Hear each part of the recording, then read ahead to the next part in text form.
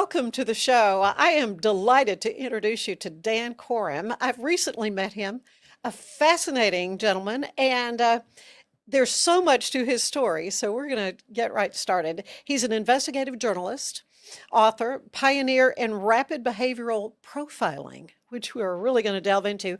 His snapshot method has been used around the world in schools, corporations, law enforcement, even special operations units. But before all that, Dan began his career in a completely different world, in the world of magic and illusion, which we can touch on. His journey, his research, his books have helped thousands of people better understand human behavior, identify risk, and build trust quickly and compassionately. Dan, it is a delight to have you here today. And you have the best view here in Waco. Isn't that true? Yeah, this is the best cockpit to do a podcast. It's just phenomenal. Well, delighted to have you here today. But for those who do not know your story, how do you describe what you do today? Most of my time today is spent writing. I have 4 books stacked up, and typical book takes me about 7 to 10 years because of the research and everything that goes into them.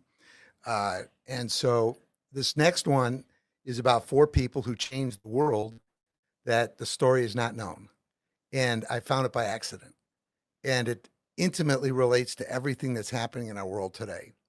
The book's going to be called Do All You Can Do Without Getting Caught.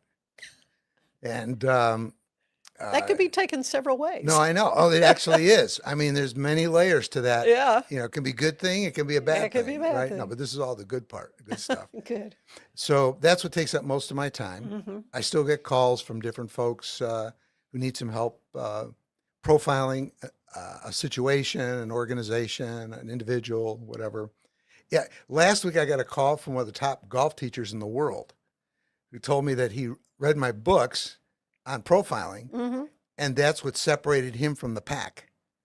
And so we spent almost 2.5 hours last week. So I have no idea who's going to be calling next, need something. Yeah. But people is what makes it all interesting. Because even if you could profile folks, you can't put people like in a box. In fact, you could have 1,000 people with the same behavioral profile, and they'll all look slightly and do different things, even though they have the same profile. Well, we're like snowflakes, aren't we? Yeah. Yeah. You and I met at an educational event. And of course, first when I met you, I was told that you're a completed Jew. And I'm just fascinated to hear more about your spiritual journey. But then you started telling me about the profiling, and I'm like, oh my goodness, I've got to have you on my show. And then the more I thought, is he profiling me? But you kept talking to me, so I thought, okay, he must think I'm okay. Oh, yeah. And you were happy to come on the show. Yes. So I thought, yay.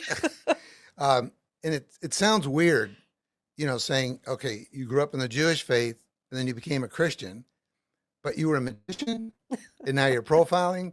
So I'll put a little context in the middle of that. Okay. I started doing magic when I was 9, and I always liked doing the sleight of hand tricks. Mm-hmm. I wasn't into the big box tricks and all that sort of thing. Sawing the lady in half and all that. No. Okay. I actually did a thing where I was levitating a girl raising money for the American Cancer Society at our high school. And she fell. Oops. Yeah, it was a mistake. So Okay. I gave up that, and we said, okay, let's stick with things that are around the house.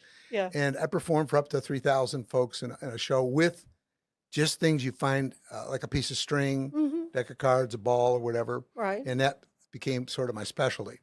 But I read over 10,000 books and manuscripts, publications on magic, Mm-hmm. going back to the early 1900s. And then also how the mind works as far as why is it deceived mechanically? What happens when we do certain tricks? Why are people fooled? Mm-hmm. And I ended up, when I went to college, there was a fellow named John Rockabomber. He was the leading writer in the world for magicians. He probably did maybe 60, 70 books. And so I published some of his original books. And we became very close friends, but we spend more time talking about, Dan, you know this, when we do a certain trick, people laugh. And then when we do other tricks, they don't even say anything and they just look stunned. Like, how did he do that?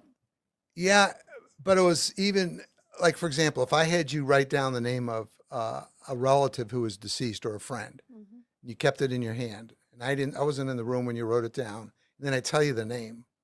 That's the kind of thing that would just shock people. You wouldn't even think about it. How did Right. he do it? It was the shock. Mhm. And so we realized there was a pattern. If we did a trick where I had you say, pick a card, and then I say, no, concentrate on it. And then if I tell you the card, people will just go, hmm. However, if I did the same trick, I said, think of a card, you got it? I said, now if I told you on the count of 3, I could cause your card to leap out of the deck, land on my left hand, would you say that's incredible? And they go, well, yeah. So I say on the count of 3, name your card. 1, 2, 3. And then the card leaps out of the deck, does 4 summer circles, lands in the left hand. And every group globally will laugh when they see that trick. Yeah. But they don't laugh when I reveal a card using words that somebody, when they selected a card. What was the difference? The pattern we found was when we did tricks that were visual, it impacted a certain part of the brain called the amygdala, the fight or flight part of the brain. Mhm. And by the way, we were having these discussions before science uncovered all this stuff. That's the reason folks like myself will be brought into military environments to look at a situation where deception had to be involved. Mhm. And what do we do to conceal the deception, et cetera? So we realize that when you do a trick that's visual, people laugh. If you do a trick with words, it hits the cognitive part of the brain and they will not laugh. And this is, it doesn't matter what country you're in. You don't even have to speak the language. So then we started showing, for example, I was in Serbia during the middle of the war. Mhm. I was the first American to go speak to the students. I gave a talk, Lies, Cons, and the Truth. So I would do tricks that illustrated very complex, abstract concepts about deception to the students. I couldn't talk about the dictatorship for the obvious reasons Right. when I was there. And I got clearance from the State Department to go do this. And the kids were out into the street. Mhm. And so I would show them this trick. I said, now, when you see something visually, it'll cause you to react out of your emotions. I said, have you ever seen in other countries, say like Hitler during World War II, you'd see the films, they'd always have big pictures of some sort, put them up on walls of the dictator, Mhm. or in some Asian countries. Right. So when somebody sees the visual, how does that cause them to react? Out of their mind, out of their cognitive part or the emotive part? In other words, is it mind or is it more of the emotions? Mhm. And they still say emotions. I said, just like the card trick I just did, right? Right. And I said, so when you see that poster, what emotion do you think that dictator wants you to have when you see that visual of his face? And they'll always get it right. They'll say fear. Mhm. Exactly. So we showed them how to disarm that. There's ways to disarm that. In fact, when I'd be doing a documentary and I'm interviewing somebody, or we would have to do undercover work and I'm doing a sensitive interview, if somebody told me something and say they broke down and started to cry, or you could see fear on their face, Mhm. when I'm doing my notes and it's also being recorded, I put a check mark at that footage countage number, knowing that they did something visual that may disrupt my ability to have a straight cognitive decision and evaluation of what they're saying, because I'm now affected emotionally by what they just did. Because they got emotional or Yes. winked at you, or I mean, what? Well, no, in other words, I've interviewed victims of torture, Oh, people who've witnessed horrible crimes. right. Traumatic It's kind of very things. traumatic. Yeah, And I want to make sure that the information I'm getting is deadly accurate. sure. So a person in that state might not see everything that actually occurred, which is very Mhm. common if you have Mhm. PTS. By the way, never call it PTSD. D is for disorder. I've trained folks who worked in the VA, who've used our research. One stopped the suicides at Fort Hood. I can share with you that later, Mhm. in 2015. And most of these folks do not have a disorder. If they've been in combat, it's a brain injury, Right. totally different than a disorder. So if we always say PTS, we don't say Mhm. PTSD. When you talk to soldiers, et cetera, and officers, they'll say, yeah, please call it just PTS. Just stress. I've heard that before. No, but it's a physical Yeah. fact. Yeah. So anyways, so by using magic is the only art form where you can deceive people without harming them, but then use what you did to teach them how not to be deceived and how not to be harmed. Yeah. So then my original clients were all presidents of major corporations. Mm-hmm. When I developed the Korem Profiling System, they call it KPS, Korem Profiling System, the Young Presidents Organization, YPO, you have to be president of major corporation before you're 40. They kick you out when you're 50. Mm-hmm. So I was a speaker for them for A several select years. group of Yes. high achievers. No And question. they asked me, said, Dan, you guys are really good when you're doing your documentaries, getting people to talk to you. Could you develop a system for us, that we could use? Mm-hmm. So the magic helped put me in time and space about how to read people, how to not so much clues, but just understand principles that were not in the literature. Yeah. And so I said, well, why do you want to know how to profile folks? They said, especially for foreign negotiations. Go to a foreign country, we regularly stereotype people. Mm-hmm. Behavioral profiling is the opposite of racial and ethnic and cultural stereotyping. In fact, if you can't profile, we can prove this. We've proved this with tens of thousands of folks through testing. If you can't behaviorally profile somebody accurately, you will stereotype them out of ignorance. Mm-hmm. And that's what the CEOs were doing. These were major deals, hundreds of millions of dollars on the table. So I said, what do you want to know? And they said, we want to know how someone communicates because we want to start off on the right foot. I said, okay, what's next? Next, we need to know how they like to perform. What's their comfort level? So if we're doing a merger in another country, we want to start off communicating properly, based on their culture. And then second, we don't want to put them in a space that they're going to feel uncomfortable with as far as how they're going to have to perform when we close the deal. Mm-hmm. And then third, we want to know, how does someone make decisions out of confidence, caution, or extreme fear? And so I then recruited some behavioral science experts, and we developed the first system that gives you all of that information in about 1.5 to 2 minutes of meeting somebody. And it's 2.5 pages of information. Tells you how they like to communicate, operate, perform tasks, make decisions, what's the best way to interact with them if you're trying to sell a product or an idea to them, if you're trying to lead them, if you're having to diffuse a confrontation. So the profile not only tells you who they are, it tells you what to do with that person. That way, we call it treating a person uniquely in a way they uniquely deserve to be treated. Mm-hmm. It's not stereotyping. It's the opposite of stereotyping. So you can do that in a minute? Or 30 seconds. I mean, once you've used it, the system. And it is named after you, the Korem Profiling System. I had to get System. a registered trademark Yeah, and all yeah. that sort of stuff. Yeah. So when did all that happen? When did you begin this So part of your career? I was a magician through my early 20s. Mm-hmm. I became an expert on how people fake miracles.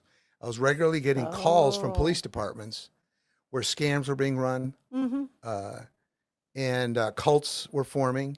You had one cult that formed here. Oh, yeah. One fellow that I know, I actually trained at the FBI National Academy. He was there. He was the fellow who came at the back end of all of that. Mm-hmm. And so we developed the system.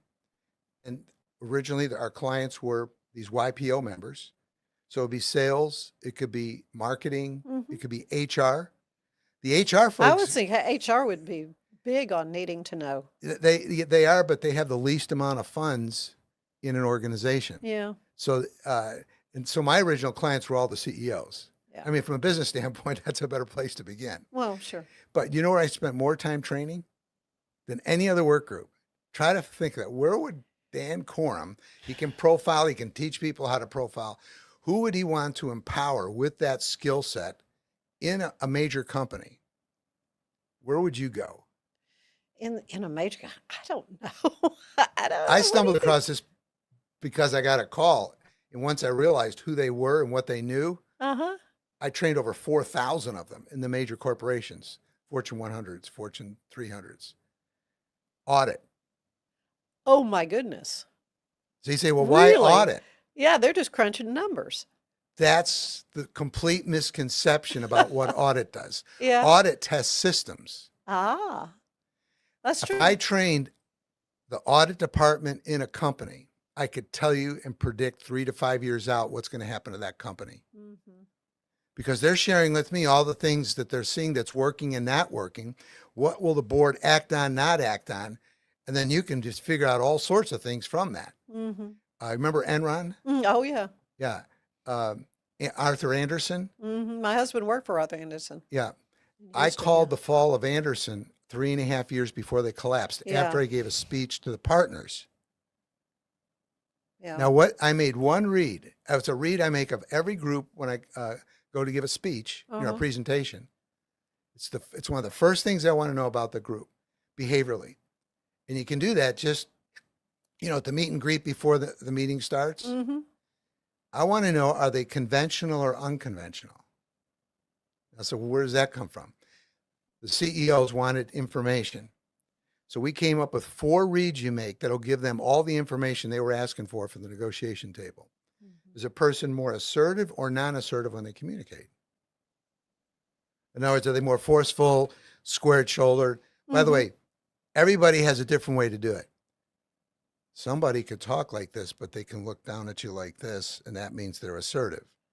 Another Oh. person's going to talk with the tone of their voice like this, and they're going to be assertive. Another person's going to use their hand. Others are going to square their shoulders. Some do 2 of them, some just do 1. So there's not just one way to be assertive. Mm-hmm. That's interesting. So how do you figure out who's assertive and not assertive?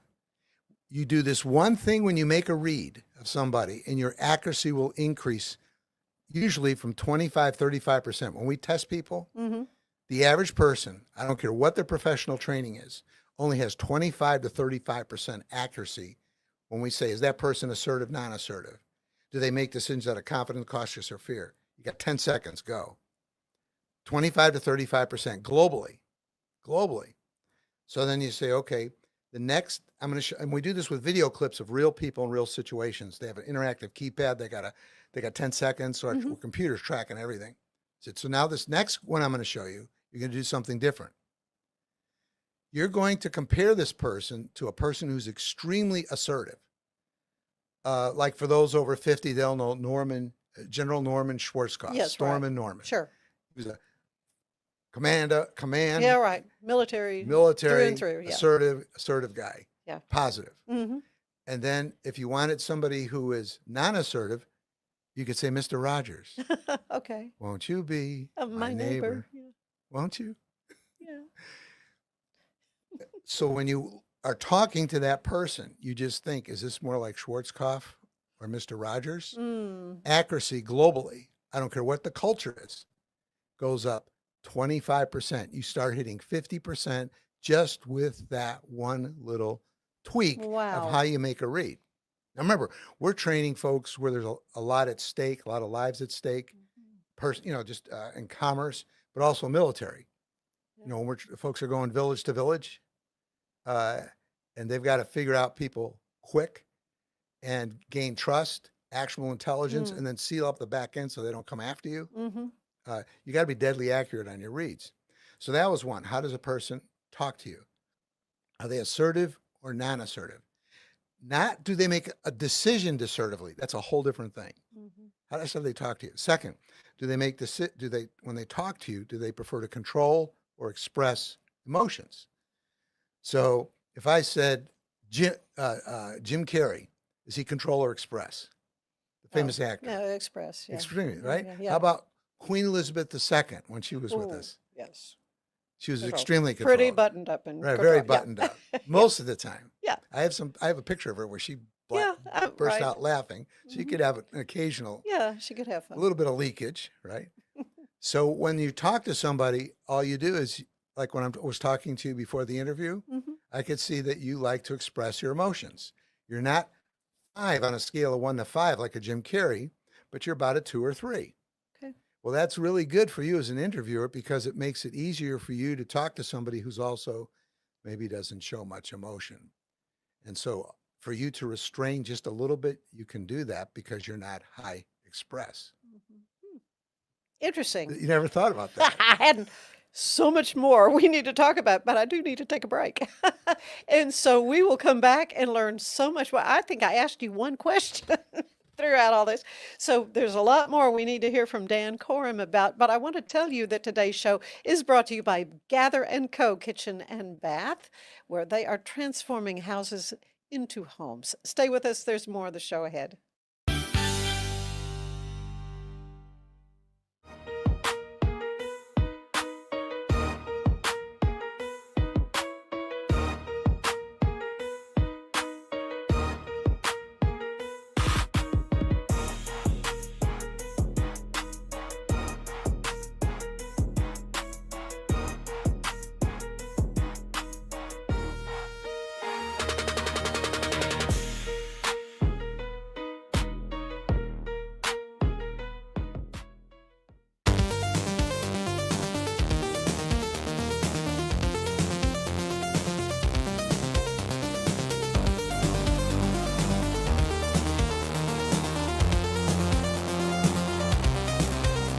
Bubble wasn't here. I don't know what people would be doing, like making PowerPoints or something. I love that I can sit down and build something the way that I think it should be built. Bubble turns ideas into fully scalable apps. Try Bubble today. This is what $500,000 in a duffel bag looks like. Actually not real. That's because it's actually prop money. It looks realistic from a distance, but up close you can see it says for motion picture purposes. Visit propmoney.com today to get your money seen or money shot right with Prop Money Inc.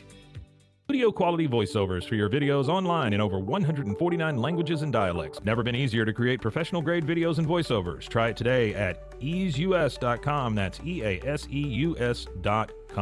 Ease US. Introducing Muck-Off's classic pink bike cleaner, powered by revolutionary nanotechnology that breaks down dirt and grime on a microscopic level.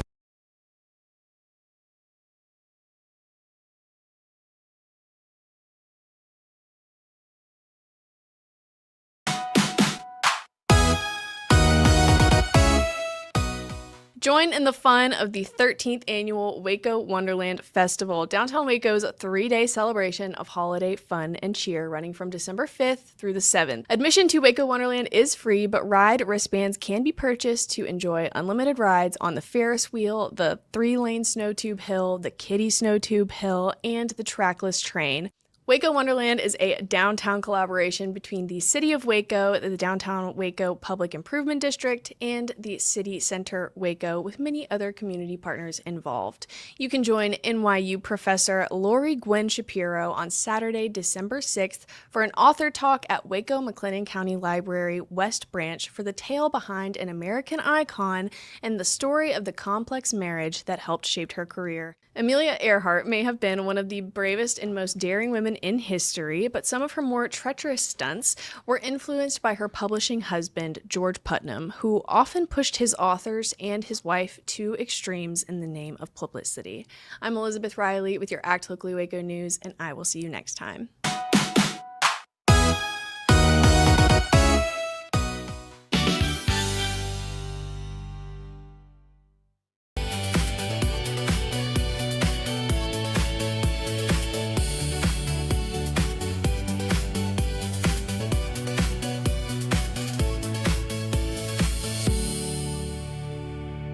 Natural Cycles identifies your fertile window by analyzing changes in your temperature. Just measure in the morning, add your temperature into the app, then learn which days you can and cannot get pregnant. It's that easy.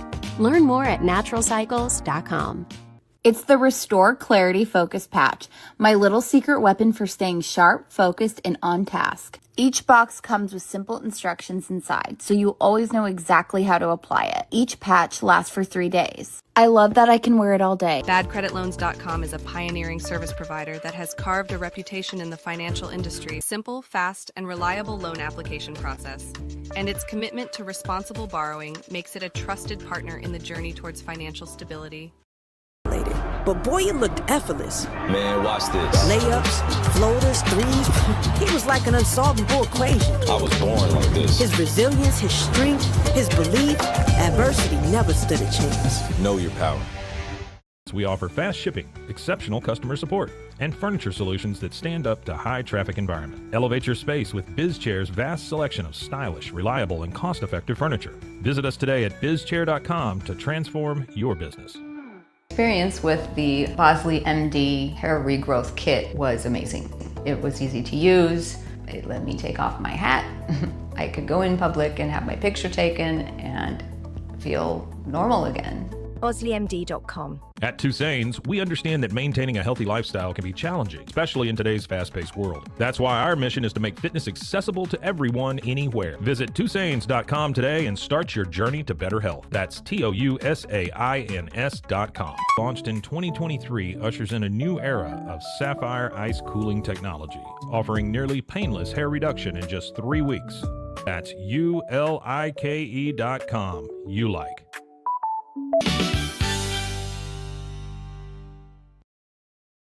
And I'm back with Dan Korem, and it is just so interesting to learn about the techniques that you have developed and how groundbreaking they are and how important it is in so many different areas of life, from golf professionals to educators to law enforcement. The idea of profiling, which has kind of gotten a bad name. By the way, do you know where the term profiling got a bad name? No. New York Times. Oh, They well. did no. It wasn't what you think. They did an article. I think it was, if I'm not mistaken, I believe it was 1988. Oh, that long ago. Oh, no, excuse me, not 88. It was around 90. See, my book came out in 97, so it was around 96. Okay. They did an article about New Jersey cops who said they were, quote, profiling people and pulling them over, and they were just pulling them over because of race or ethnicity, stereotyping. But the Stereotyping, not profiling. But the New York Times, and I have the actual article, when this is the first one that appeared globally, they put quotation marks around the word profiling because they knew that was not profiling, it was stereotyping. Yeah. All right, so here's what happens next. So I'm doing lectures at the FBI National Academy. That's where they had the Silence of the Lambs, you know, the Behavioral Sciences unit. Yeah. Those folks had brought me in when they were, that unit was still in its, operative. And so the first time I went, it was all police chiefs. They were very intrigued by all this because it's a transferable skill. You don't have to just operate out of your gut. This is not a gut thing. This is a transferable skill where you can be tested. Okay, that's number one. So then they invited me back. I think I went like 3 times. The third time I went back, somebody in one of the places that serves in politics, I'm not going to say where because it's not important. Okay. People forgot it anyways. Used the word profiling instead of stereotyping, and it caught on.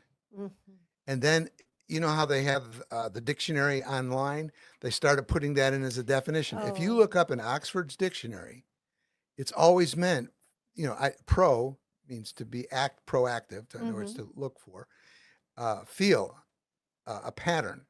It's to look for a pattern of behavior. It's always meant that.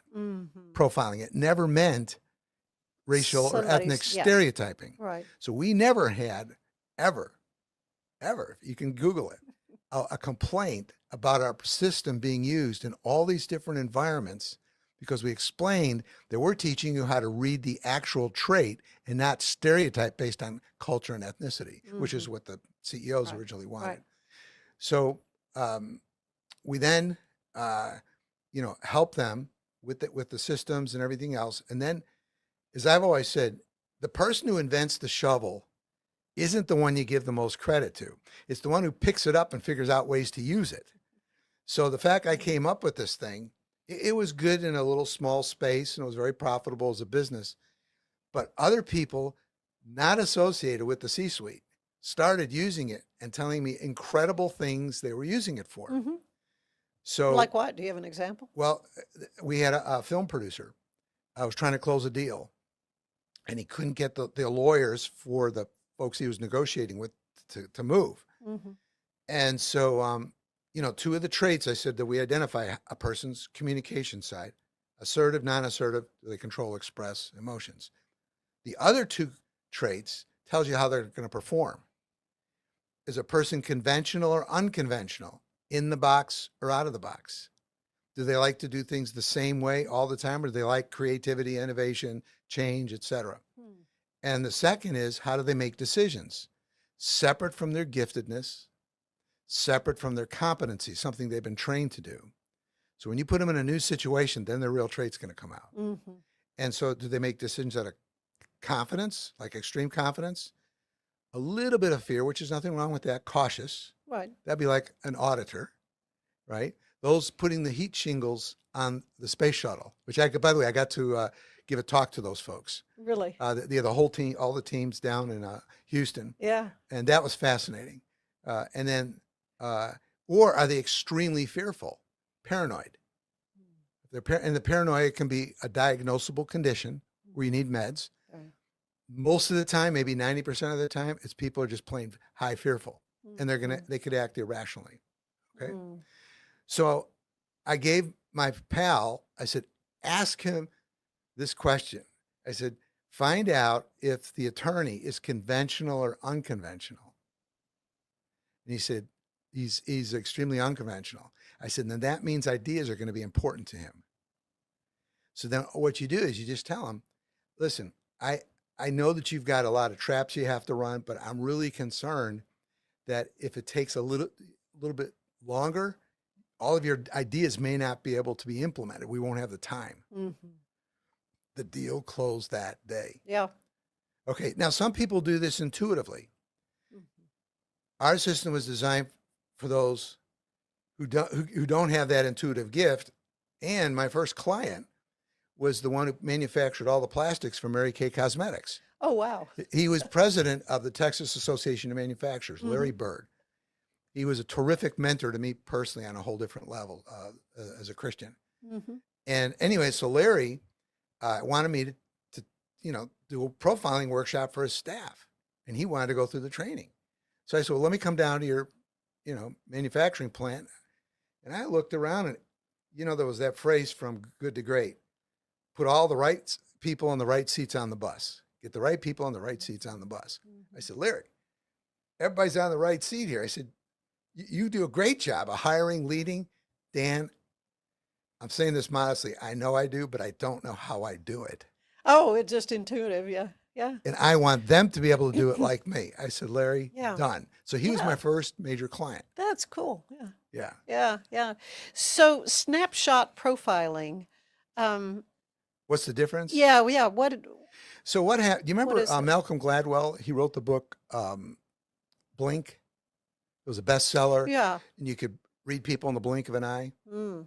Well, the only place I did book signings for about 3 years was at Dallas-Fort Worth Airport, Terminal C at the Hudson Bookstore. Mm-hmm. And we had the #1 book in the chain because I was there, signing the books. And we're solving people coming up there ready to get in a meeting somewhere. They got to solve something. Hey, Dan, can you help me with this one read? I'll buy your book, but help me with this just one read. I don't need to make all 4 reads. Mm-hmm. I just need to make one read. And they said, you need to write a book like Blink. Bingo. And that was around 2003, 2004. And so I thought, that's a good idea. Because Blink, he knew that this skill set has to exist, but he didn't know how to transfer the skill set, but he brought it up, made it top of the mind. So I started writing down the different applications where people were just making one read. Right. In other words, assertive or non-assertive when they talk to me. Are they conventional or unconventional when they perform a task?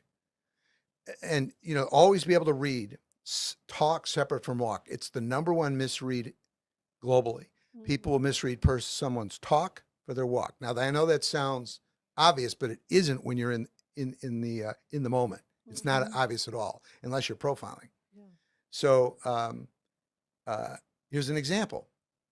You have a person, say like yourself, and they're doing an interview asking me questions about profiling in business. Now, this actually took place the same year in Switzerland and in Poland. I was speaking in universities there.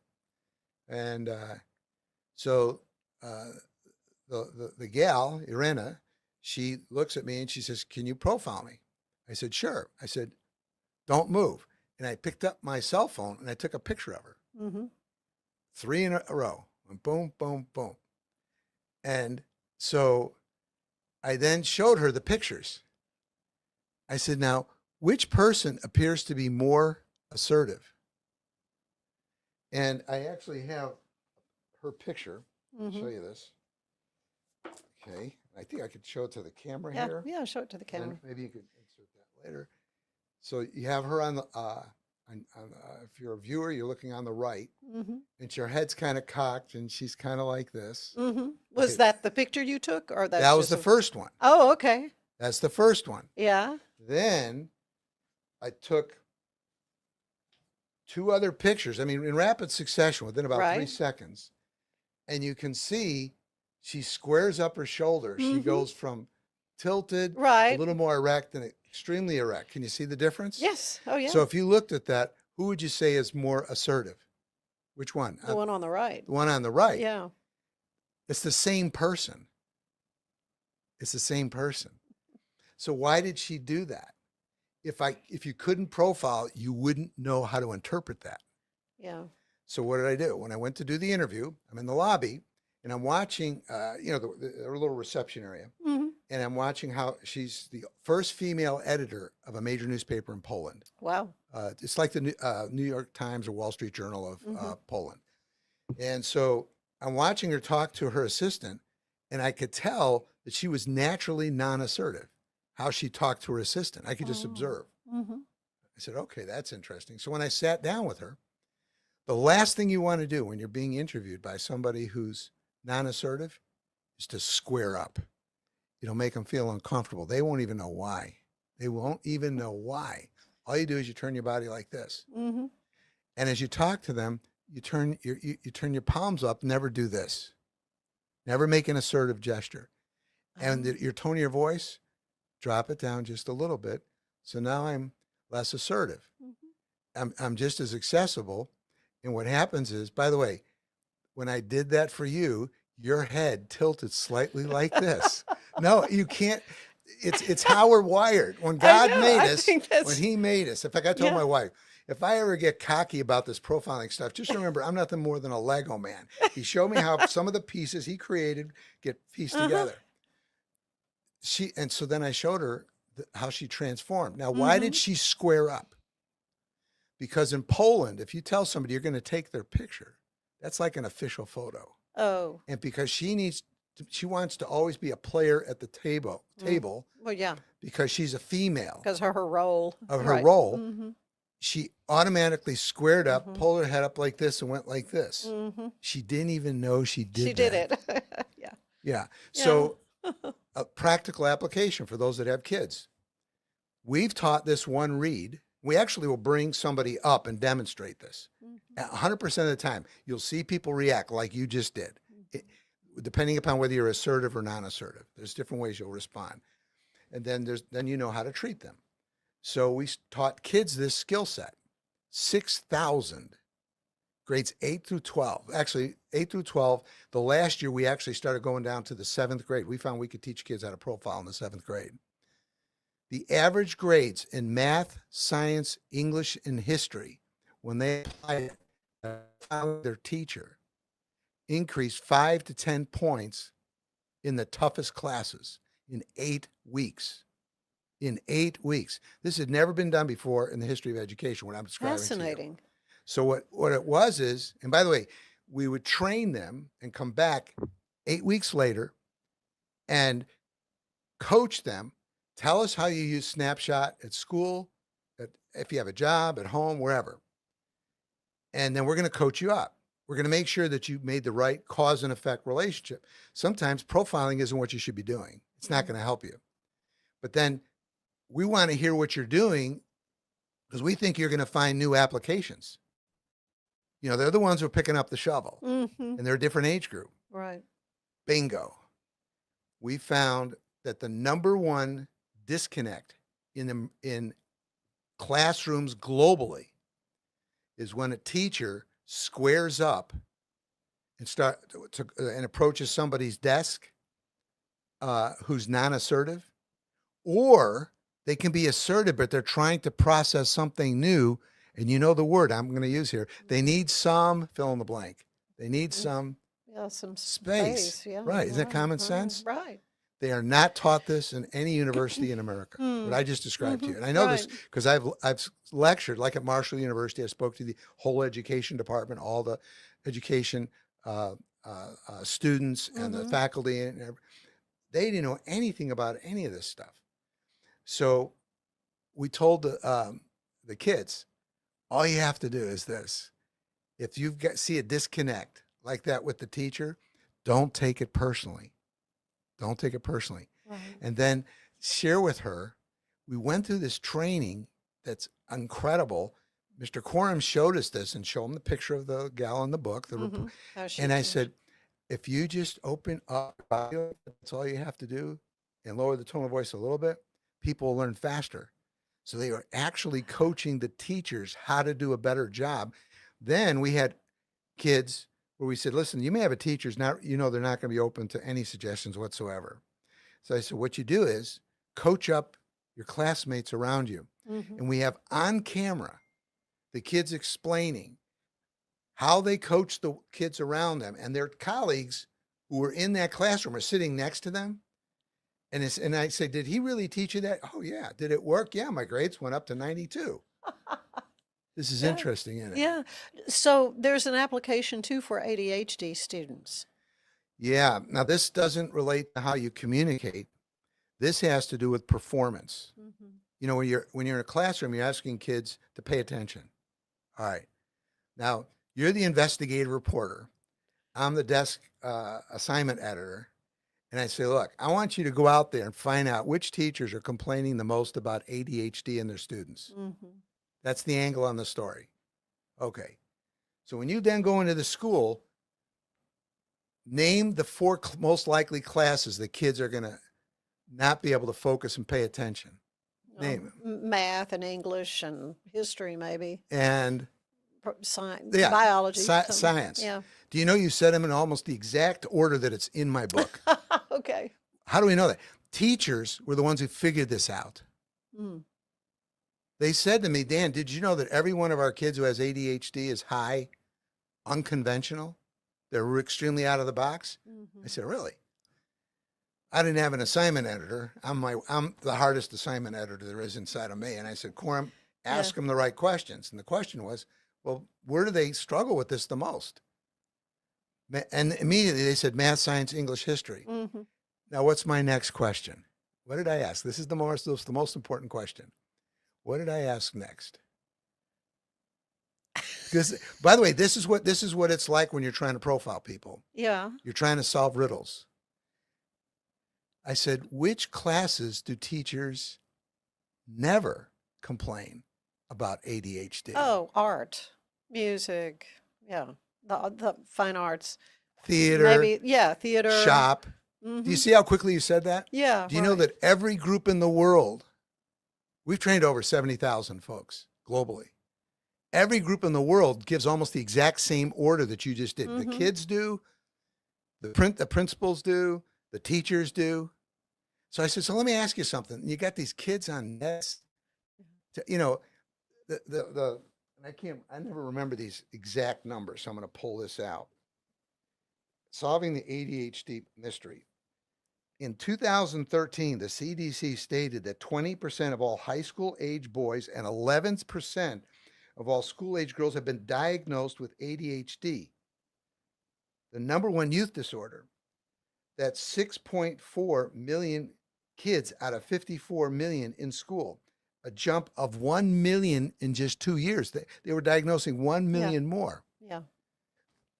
Nobody looked at the behavioral side of this. Everybody immediately went to the meds. Everybody. And it had nothing to do with meds.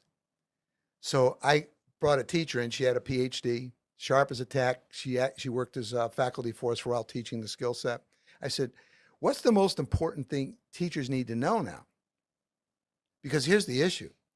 1900, about 25% of the population in a school district, and that'd be actually generous, maybe 10 to 15%, would be considered unconventional because everybody was coming off the farms where life is conventional, right?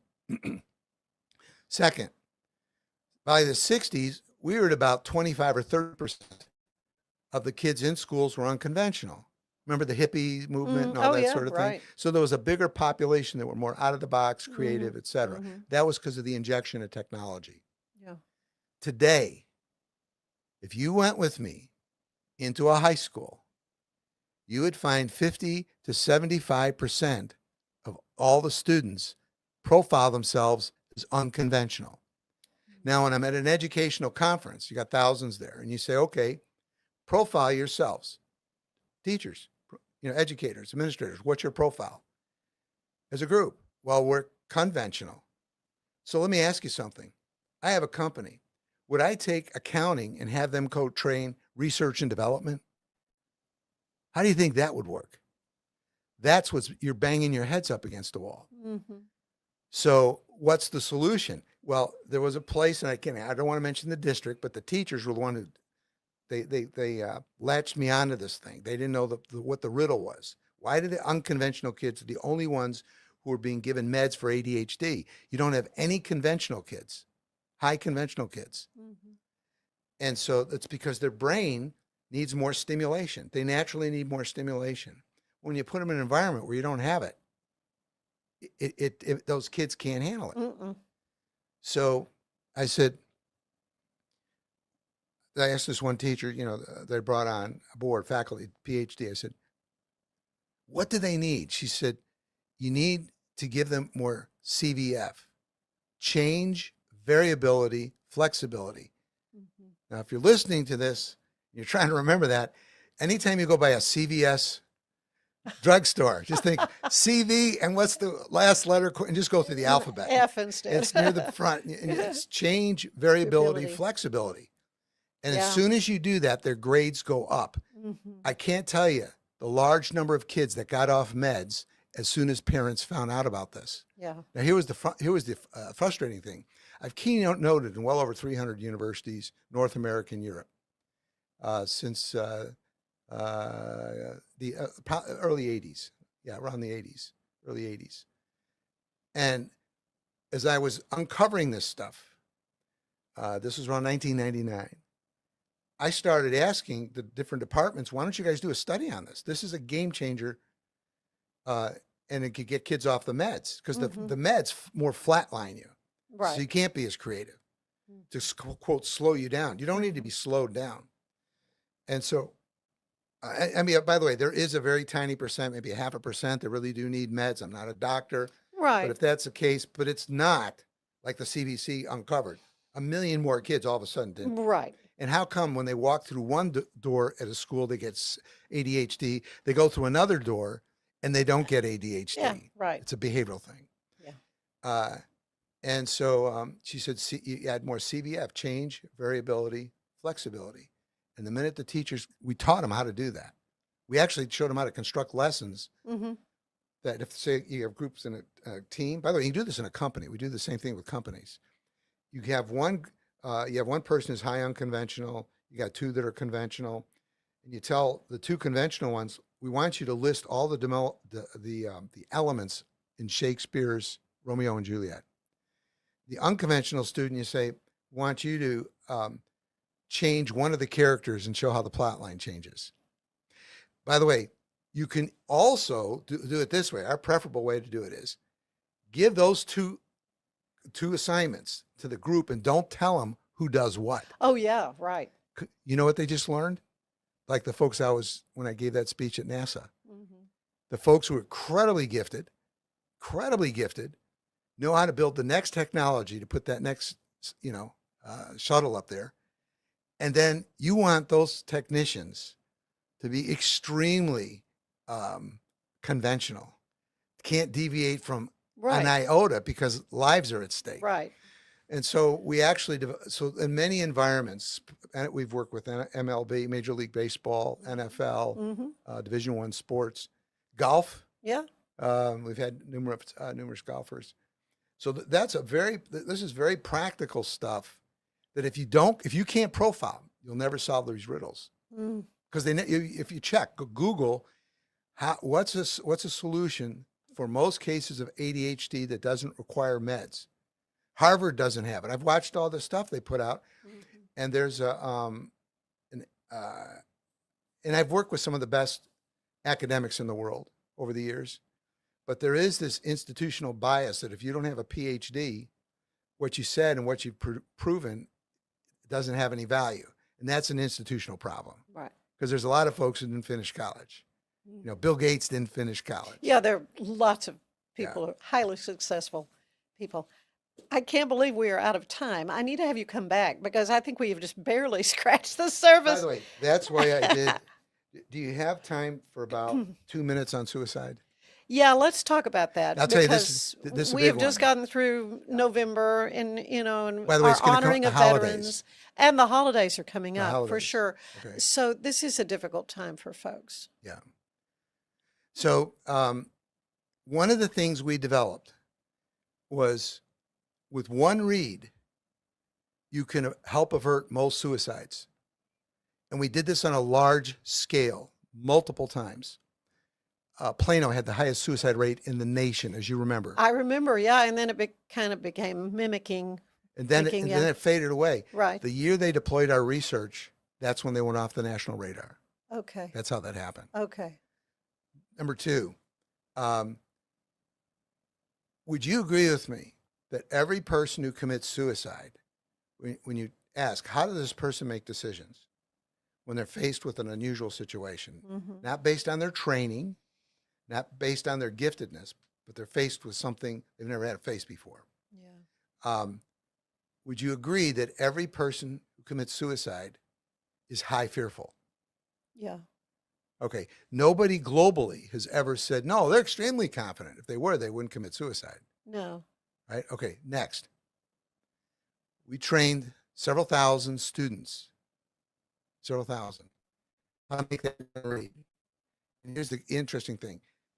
A person who is high fearful is incredibly easy to identify. Just like when I asked you, is Queen Elizabeth, does she control or express emotions? You say, well, of course she controls. It's the same. When a trait is extreme, you virtually never get false positives ever because it's an easy read. So we showed the kids, if you see somebody who's high fearful, the way you move out of high fearful is they have to learn how to make small little bite-sized decisions out of confidence. And we developed a technique to do that at will. At will. There's neighborhoods within 45 minutes of where you're sitting here that well over 12.5 suicides were averted by this one thing I'm sharing with you. Okay. Now we told the kids, hey, listen, you don't try to do this. You go get help, get somebody to help them, Sure. et cetera, et cetera. Yeah. But then do this with them. And we actually came up, we don't have time for it. Maybe another time I could share that with you. Fort Hood, right up the road. One of our great heroes, Major Vic Johnson, war hero in Afghanistan, came back, saw a lot of folks in trouble inside the wire, decided to get his master's in counseling. He called me. Hey, Dan, I read your book, The Art of Profiling. By the way, Snapshot is the book you want to read first. If you like it, then you get The Art of Profiling. It has the whole system with the profiles and all that. He started with The Art of Profiling. Dan, I'm quantifiably dropping domestic violence cases at Fort Hood, and I'm writing a medical journal article about it. I said, I want you to come to my house, and I'm going to show you some stuff. And I showed him some things that saved a lot of lives at Fort Hood that he applied. So he's the hero, not Dan, because he's the one doing it. He counseled over 1,600 severely troubled soldiers coming out of combat. Not a single soldier committed suicide. This is 2015. Not a single soldier had suicide ideation, and only 3 had to be hospitalized. It was unprecedented in our U.S. military. He was given the U.S. Army Social Worker of the Year 2015. Yeah. He's now at Fort Bragg, which some folks will say is the crown jewel of the Army. Those who serve in other units, you say that's a bunch of garbage, but whatever. They're an elite group. That's where Green Beret Delta comes from. Yeah, yeah. He's now the head guy. He's the guy. He's the go-to guy there. He's now lieutenant colonel and has his PhD, and he has the ear.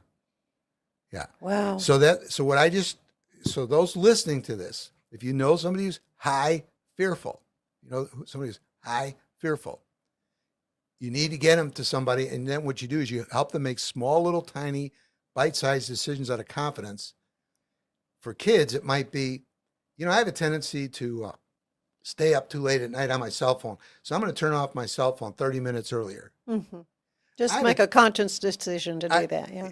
It's lifting, what we call lifting weights between the ears. Yeah. in a work environment. Yeah. You know, I have a tendency, I'm really shy, and I've had a lot of stuff happen to me in my life, and I don't feel confident around people. But you know what I'm going to do? I'm going to greet one new person a week and sit down next to them and just say hi. Yeah. You can't believe this. That small of a decision done every week, within weeks, especially the younger you are, under 25, you will see a shift in behavior that you can see on camera. You can visually see it on camera. This same thing I described to you was used across 5 other bases: Fort Gordon, Jackson, Stewart, Benning, and the same results. In the school districts, we never had a student, listen to this, we never had a student make a threat to take out the school. In the districts here in Texas, that's how Texas went 24 years without an attack. Mm-hmm. Most people never thought about it. Texas didn't have attacks. Right. And then when we applied this on the suicide equation, not the one who's going to do the mass shooting or whatever, the suicide equation, not a single suicide. Suicide ideation basically stops.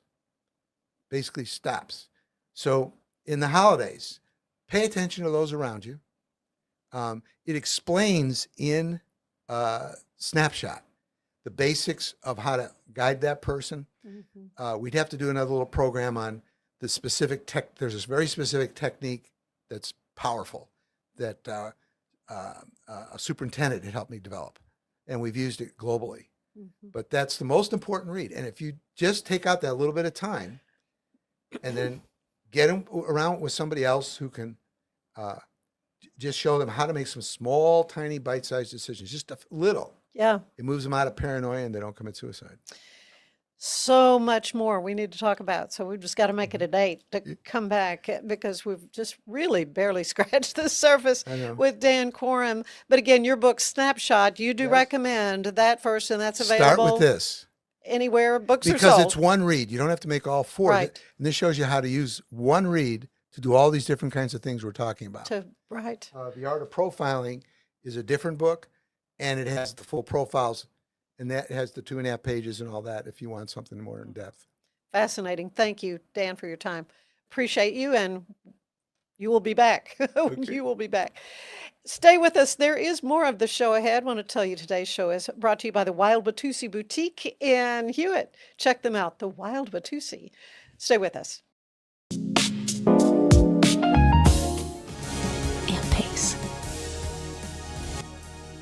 Looking for tickets to the hottest shows, games, and events? Ticket Liquidator is your one-stop shop for great prices, no hassles, and guaranteed tickets. Whether it's sports, theater, or concert, for the best seats at the biggest events, start with Ticket Liquidator today at ticketliquidator.com. Ticket Liquidator. Welcome to Kitbag, the ultimate destination for football fans. Whether you're cheering for Arsenal, Chelsea, Manchester United, or any other top club, for true football passion, think Kitbag. Visit kitbag.com today. That's kitbag.com. Kitbag. Since 2014, we've been creating vegan, clean, and affordable skincare with proven actives and potent botanicals designed to treat your ever-changing skin. Celebrate our first decade of transformation today at facetheory.com/US-EN. Face Theory. Tasmanian spring water range from Sand and Sky. This range is really good for dry and dehydrated skin like myself, packed with 2 types of hyaluronic acid, fermented sea kelp to reduce redness, and my skin feels so dewy and so hydrated. Finding a sleep sack that my baby likes has been a struggle. The sleep sack from Joy is a major upgrade. It is all natural eucalyptus, which is breathable and hypoallergenic.